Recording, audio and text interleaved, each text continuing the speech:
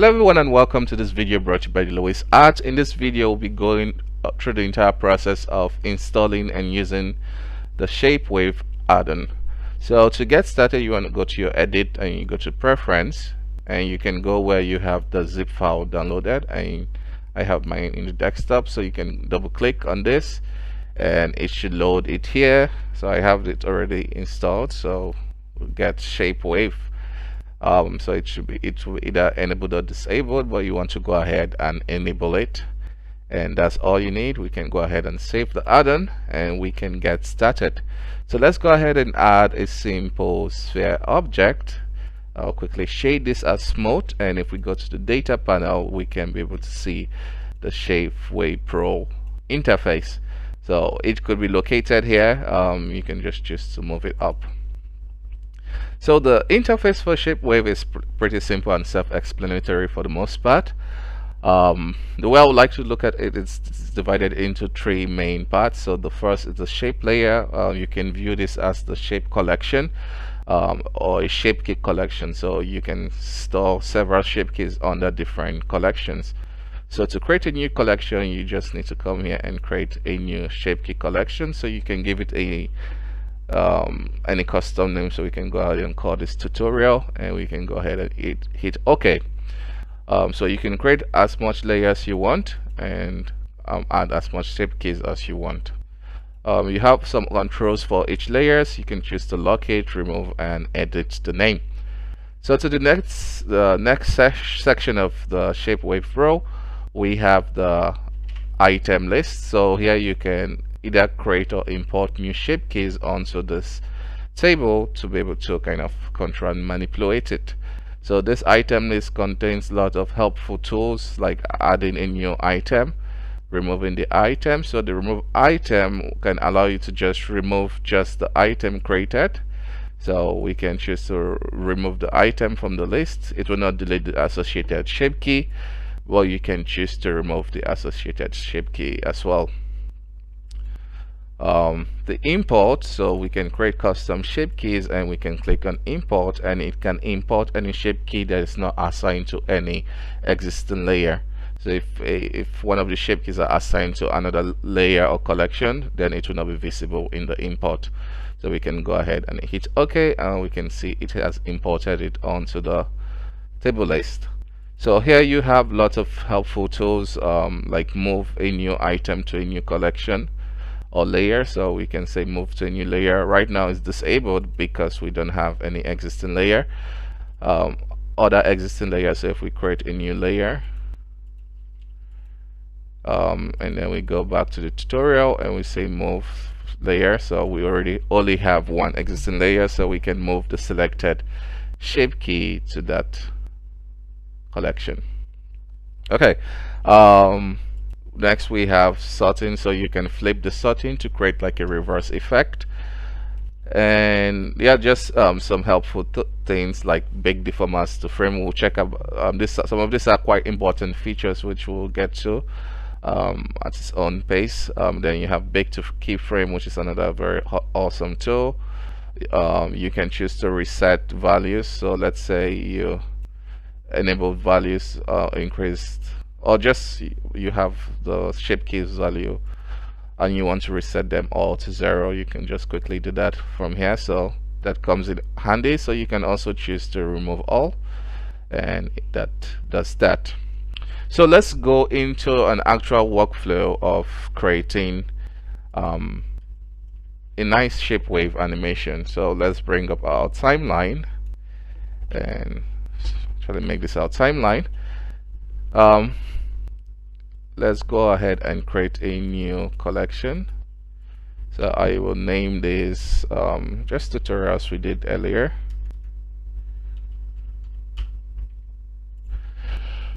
Okay, so we'll go ahead and add our first animation. So for this let's say we want to scale it in to create a bit of anticipation. For the next shape layer, you would notice that I'm going to enable the pin. The pin is because the way this add works when it adds a new shape key is typically when you add let's say we have an object and you add we sculpt this. We'll have to set this to 1. So let's sculpt this. So if we add another shape key and we set this to 1, we can see it doesn't retain the previous deformation of the mesh or modification of the mesh. That's because it's a brand new shape key. Well, if we want to retain the previous modification of the mesh, we can do new from mix.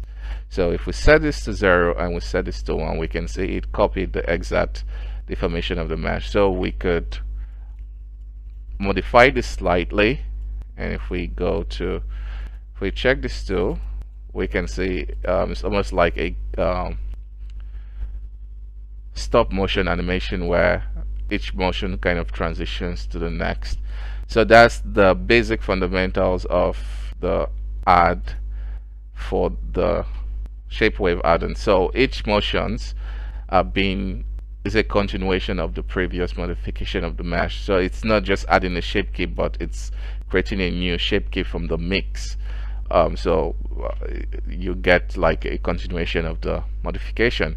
So that works well for the intended purpose of this, because it's meant to play the shape key as an animation. So having a nice continuation is going to make that quite possible. Yeah, so you could choose to work just you want to create brand new keyframes for each frames. That's why you have the option to kind of disable this, but ideally if you want to kind of keep going, you would want to turn on the pin to allow you keep creating the animation in continuation. Okay, so we have this scale down. We can add the next one, and as you can see, it just keeps working because it's a continuation of the animation. So we can scale this up, and let's say for the next one we start scaling it down.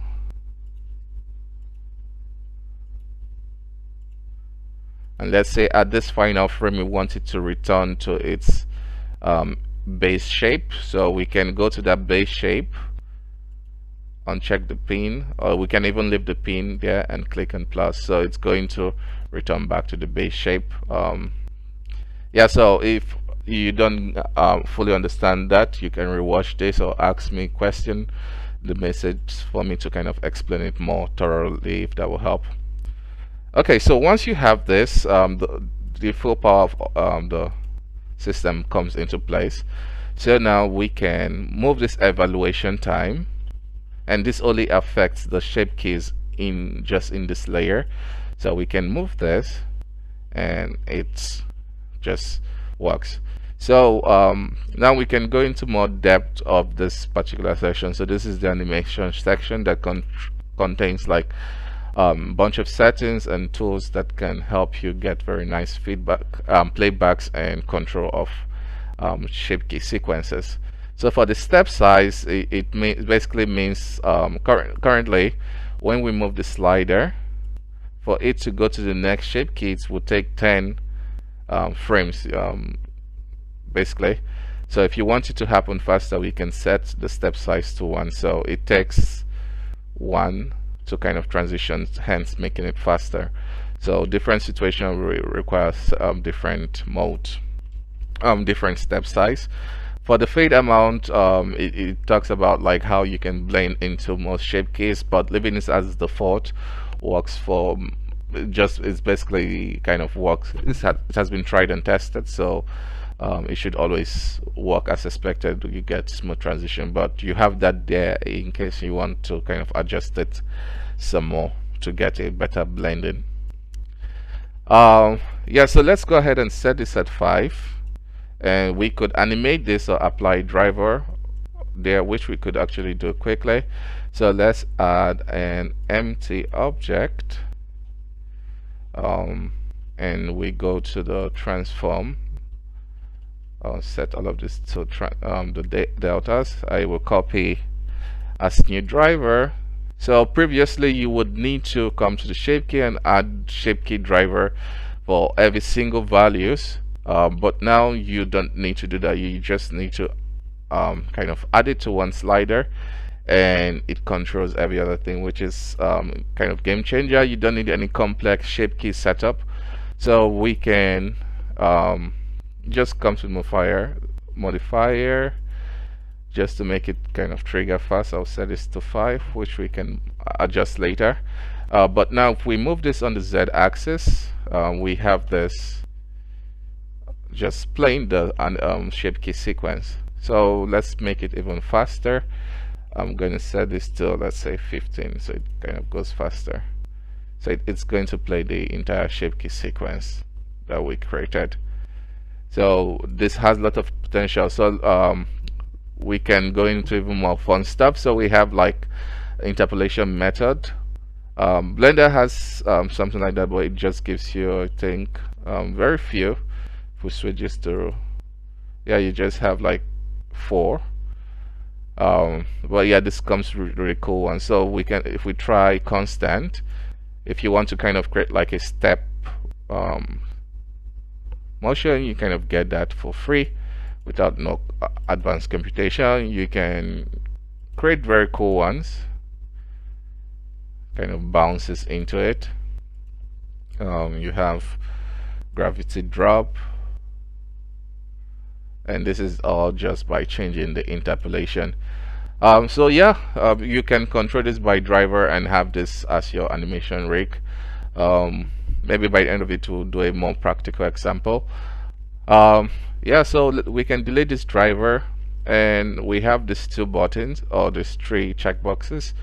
Let's go with the autoplay. The autoplay just basically means it will play the animation one time each time the keyframe plays back. So if you just want to quickly see how it plays without inserting keyframe in the evaluation time, you can have that.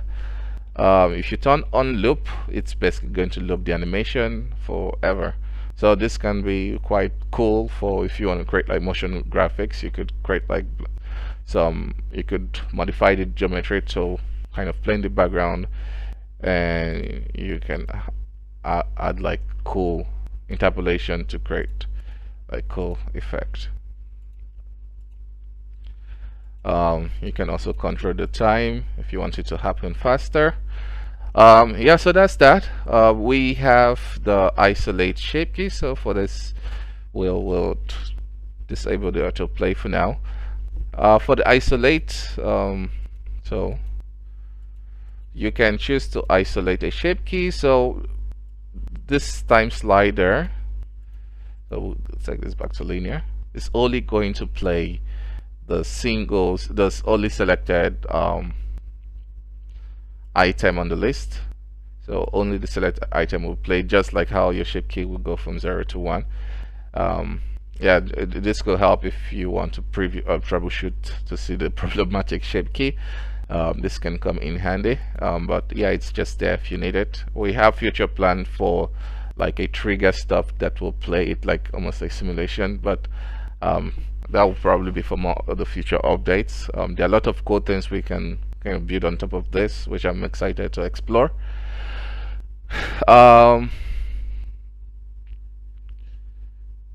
Yeah, so more cool features. So you can move things around, just kind of rearrange them, and all of this influences how the playback will happen. So if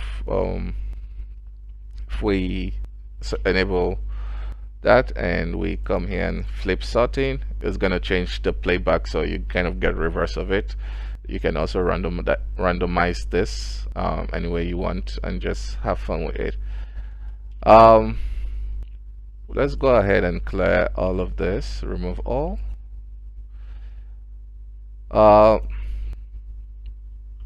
Yeah, so this feature is also quite handy if you're working.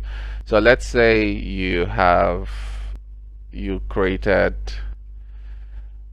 a shape key. I think a better example would be like for a character. Okay, so I have this simple shape key of a mouth opening up. So let's go ahead and add it. So we can call this mouth open. Hit OK. So we go ahead and import let's give it a proper name. So mouth open. So we go ahead and import the mouth open, and we can play it. So let's say around here, so this is the full range. Around here we want to create like different animations for each different levels to kind of give it more organic and nice feeling. So we can click on the star. So it's going to create a new shape key based off this. So we have mouth open, do next. So we can come here and let's isolate this. So maybe around here we create a new one and move this up.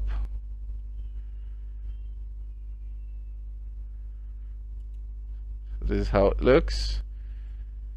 So and then maybe the next one is around here, and we'll go ahead and create that. So we've created 4 different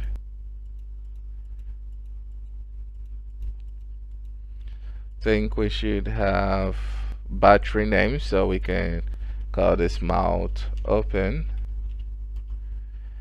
and it will just name it appropriately for you. So if you want to kind of keep it organized. Okay, so what can we do with this? In the edit mode, we can go in.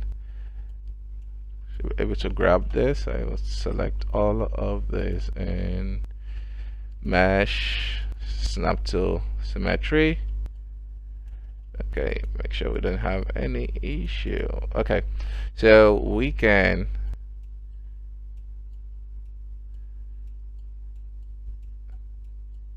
create like a wet lips situation.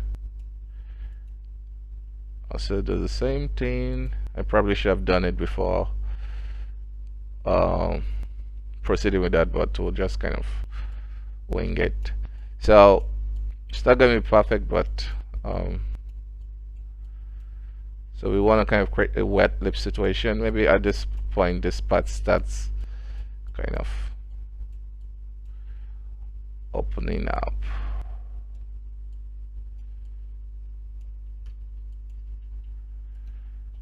Okay, and then at this point the same thing, just kind of symmetrize things. So we can pull this up.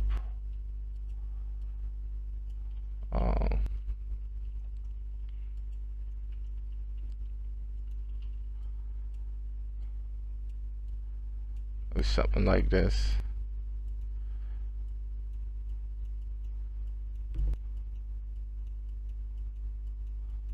It's not gonna be perfect, but yet. So now we can uncheck this isolate. So we get something like this. So we can set this to 1 so it goes faster.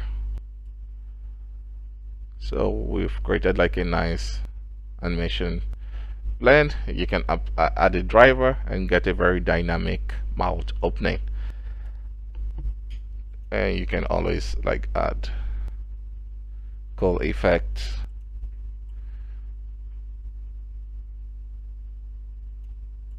To kind of make it look cool. That's kind of enough to get you started. I hope this was nice and informative. Thank you for checking this out, and if you've purchased the product, thanks for your support. So that'll be it for this video. If you have any question, leave it in the comment, message me, or email me. So bye bye for now, and see you next time.